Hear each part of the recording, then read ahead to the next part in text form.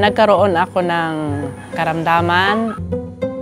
Nagpa-check up ako sa iba't ibang hospital. Kasi sa kagustuhan ko na magkaroon ako ng iba pang opinyon ng iba-ibang doktor.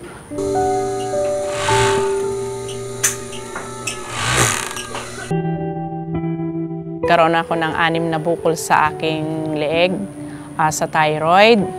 Na-diagnose ako noong 2013. Bali, nanghina ako. Tapos yung feeling ko na, ayun nga, hindi ko maintindihan yung sarili ko. Feeling na nilalamig ka, nangangatog ka, hinang-hina ka. Sabi ng doktor, nakuha ko rin yun sa sobrang pagod, masyadong maraming ginagawa, at saka hindi maano mo rin kasi dahil nanganganak tayo, napupwersa yung lalamunan, lalo na pagka yung umiri ka ba. Ngayon, nang niresetahan ako ng gamot, nung una, uminom ako siguro 1 week. Tapos, dumating yung aking isang mananahe. Sabi niya sa akin, bakit hindi mo subukan ang King's Herbal? Sabi ko sa kanya, ano naman kakong klaseng food supplement yan? Napakarami ko nang itinake na food supplement, halos naubos na yung pera ko sa kabibili ng iba't ibang food supplement, pero hindi rin naging epektibo sa akin. Sabi niya sa akin, subukan mo to. October 2014 na mag-umpisa akong uminom ng King's Herbal. Isang cup lang ako, 30 minutes before meal, pero 3 times a day siya.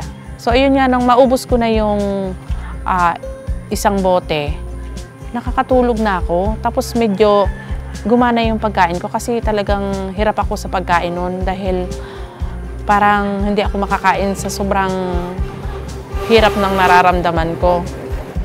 So ngayon sabi kong ganun, nung maubos ko yung isang bote na nakakatulog na ako, tapos nung pangalawang bote na, medyo nakakapaglinis-linis na ako ng bahay, nakakapaghuhugas ng pinggan. Tapos nung pang-5 bote ko, nakakapanahin na ako. Nakaka-attend na ako ng mga meetings. Totally nawala na siya, yung 6 na yun. Kaya talagang pasalamat talaga ako sa Diyos. Sabi nga, nasa Diyos ang awa, nasa tao ang gawa. Sa totoo lang, kasi yung punto na yon, sa 6 na bukol na nasa leg ko, hindi ako makapaniwala rin na yun mawawala ng ganon-ganon lang. Kasi talagang sinabi ng doktor na magpa-opera ako eh. Dahil may tendency yun na pag lumaki lahat yun, hindi na ako makakapagsalita. At totally, hindi na ako makakabangon. Talagang ang King's Herbal ay isang himala.